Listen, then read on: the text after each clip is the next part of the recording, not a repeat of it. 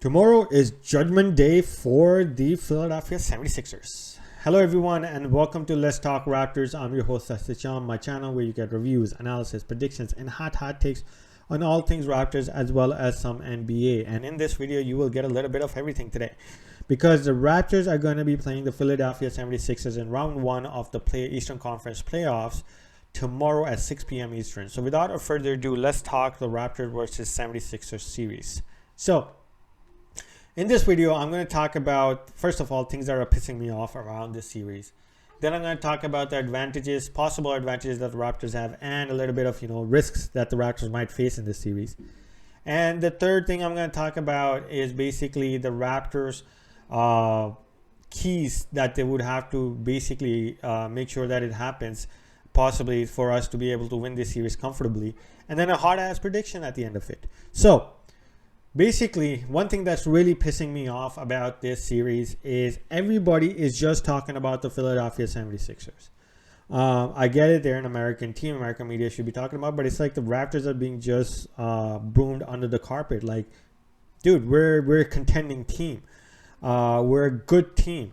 And one thing that really annoys me is everybody talking about Joel Embiid and James Harden are superstar and you win in the NBA with superstars and all that crap. What makes you think the Raptors don't have that? Pascal Siakam has outplayed Joel Embiid in the series, regular season series, okay? Freddie VanVleet has outplayed James Harden in the regular series.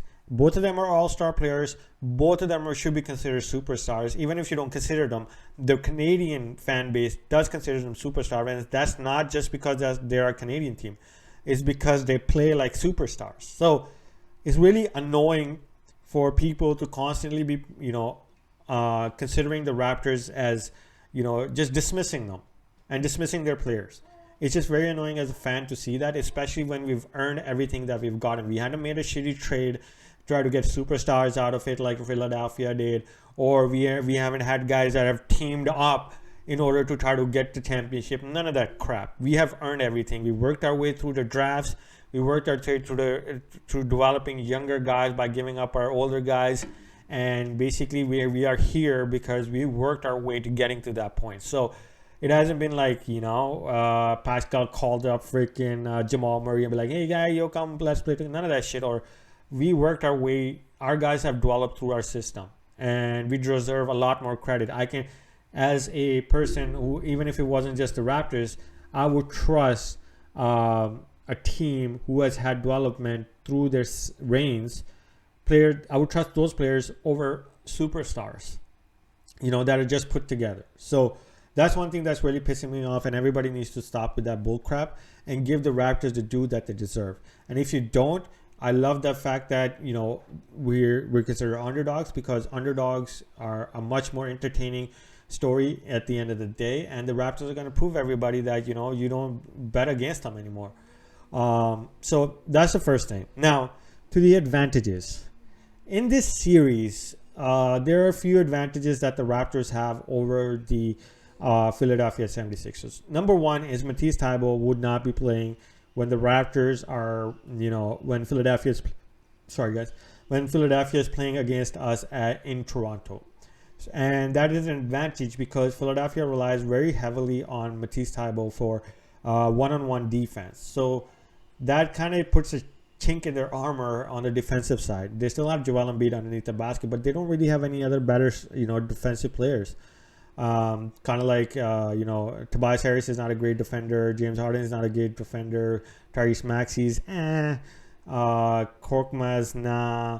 Niang, no. Like, they don't have those defensive weapons.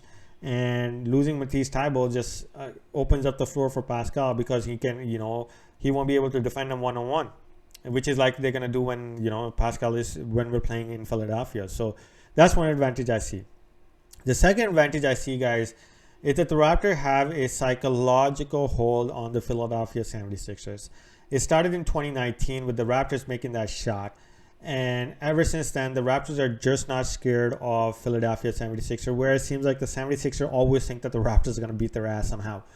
And the Raptors have that going into this series.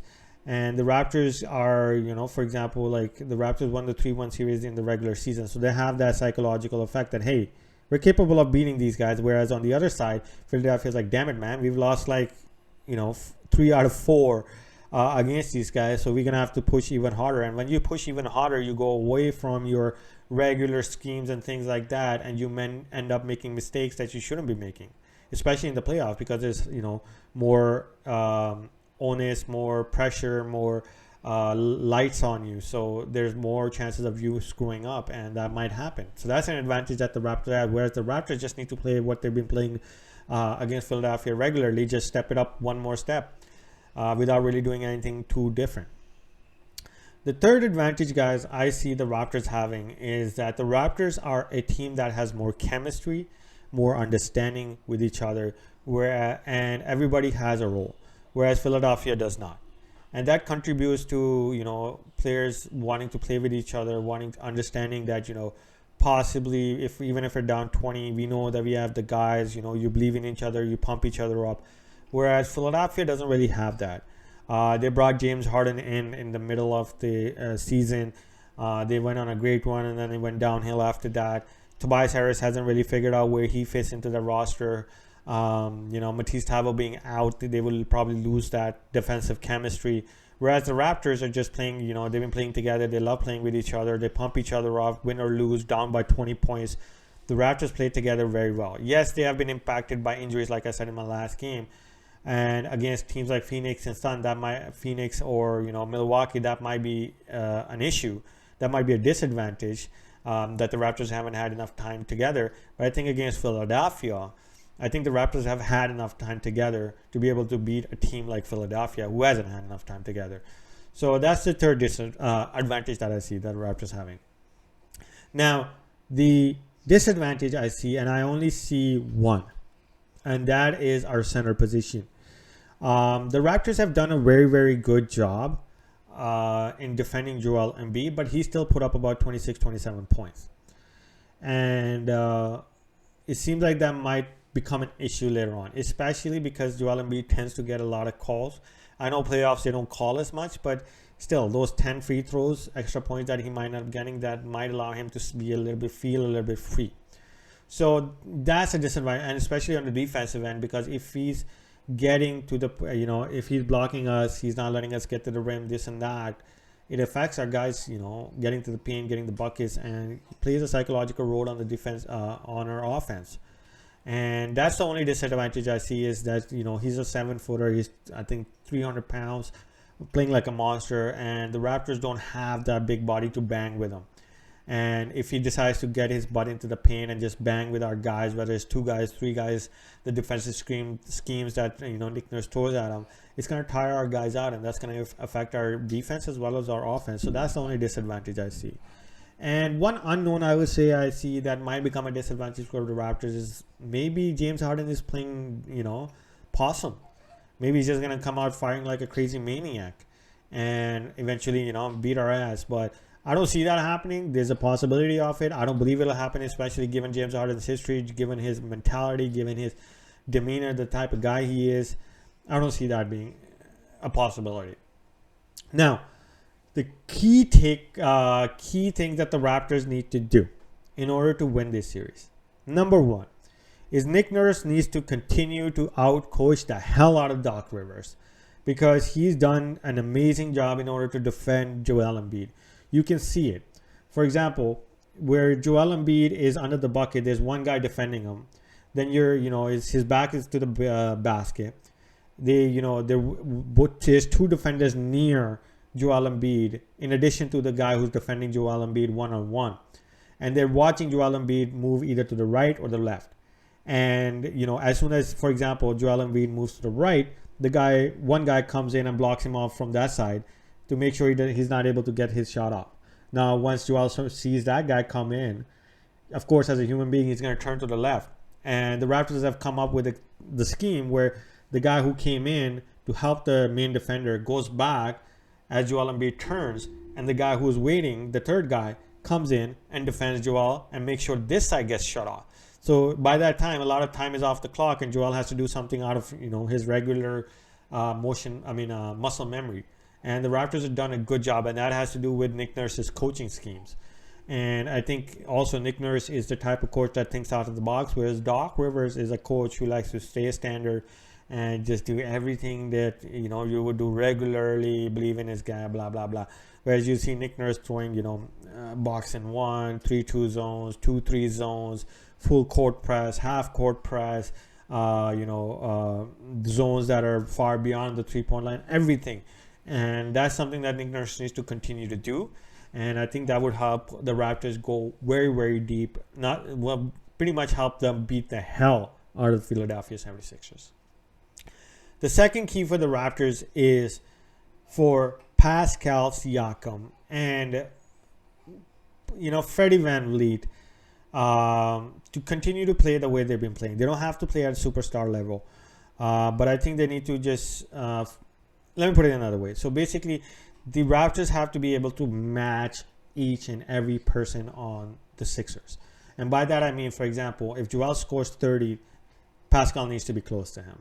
If James Harden scores 10, 15, 20, whatever, Freddie needs to be close to him. Gary Trent Jr. needs to be close to him. Tobias Harris scores 15, 20 points. OG Anunoby needs to be close to him. If those guys cancel each other out, the Raptors will be able to make sure that they're always in the games. And when the Raptors are always in the game, they've shown that they are a resilient team that will be able to win that game at the end of the day. So that's very, very important for the Raptors. For at least, if Sixers has 4 guys going off, we have 4 guys going off. It doesn't have to be all our stars. It just has to be somebody just matching as close as possibly can. And then that goes into the third key, which is basically the Raptors bench needs to do what they've been doing and do it a little bit better. Because if our bench gets going, we have a lot more depth than the Philadelphia 76ers. If we can get Precious to put up 10-15 points, Chris Boucher to put up 10-15 points with excessive rebounding, then the Raptors will definitely be able to beat the 76ers. That is an absolutely important key, is that the Raptors bench outmatches the lack of depth that the Sixers have, because they don't have the same bench as we do. We just need our bench to be productive, especially if our starters or other people are able to match their starters. The last key for the Raptors to be able to win this series is believe in yourself. There's nothing that the Raptors have shown that they don't believe in themselves. The Raptors have been a team that have been resilient. They have been able to play Phoenix Suns, Denver Nuggets, teams that are far more established, far more threatening. And the Raptors need to keep that mentality in. Whether we're down 1 game, whether we're down 2 games, whether we're down 3 games. This team is so resilient, and if they believe that, there is no way in hell that the Sixers can stop them. And the Raptors need to come out guns a-blazing, especially to steal one at the road. And that is basically going to be going into my predictions. If the Raptors are able to win tomorrow, the Raptors will win this game in 5 freaking games. This series in 5 freaking games. Why? Because if we win tomorrow, there is going to be a shitload of crap. Well, shitload, whatever. Crap thrown at Embiid, at James Harden, and we will again just drill into the psyche of the Sixers. And honestly, I believe that James Harden is the type of guy that will quit if we take the first game, and that would lead us to win 5-1. You got to give 1 game to a guy like Joel Embiid. But if we win tomorrow, this series is likely going to be over in 5 games. If we don't win tomorrow, I still believe that the Raptors will win this series in 6 games. That would be just based on the Raptors' ability to be more mentally tougher, the level of talent we have, and the level of consistency our guys have shown. And especially because Freddie VanVleet has a point to prove. The last time the Raptors played the Sixers in the playoffs, he did not have a good series. And I don't think Freddie is the type of guy that would just lay back and be like, let's see what went on. No, he's going to go out there and prove a freaking point against the Sixers, especially in the playoffs this time. So I won't count that out. And I think Pascal's playing at an all-star, superstar level. And we have too many weapons compared to the Sixers. They just have too many on the road. So overall, I still think the Raptors will win this series at the end of it, barring any injuries. Now, the last thing is a freaking hot take, which is at the end of the series, the Raptors will be winning. The Raptors will be moving on. Doc Rivers' ass will be fired. James Harden will likely crawl into a hole. Because Doc Rivers is a very, very overrated coach. His ass will be fired by the end of the series if they lose to the Raptors. Or even if, they're going to lose in 5 games, most likely, if we win tomorrow. But he's going to be fired. Because he had Kevin Garnett, Paul Pierce, Ray Allen, and Rondo when he won that championship. And since then, he hasn't done nothing. Nothing, damn it. And he's way too overrated for that shit. And it pisses me off. So that's my hot take. Doc Rivers will be fired at the end of this series because the Raptors will move on. The Philadelphia 76ers will be crying again. And James Harden will be seen in a hole somewhere. So that's all I have for you guys for this video. Hope you guys enjoyed the analysis. Hope you guys enjoyed, some of the things that I brought up. And hopefully the Raptors will be able to, accomplish what I'm predicting, as well as be able to make sure they know the keys. There's probably 100,000 of people thinking different type of keys, but maybe some of mine will be there in the game. But that's all I have for you guys for this video. Please hit that like and subscribe button. Let me get to the 100, man. Come on. Some of you guys are going to help me out. And I will see you guys after the game tomorrow. Go Raptors.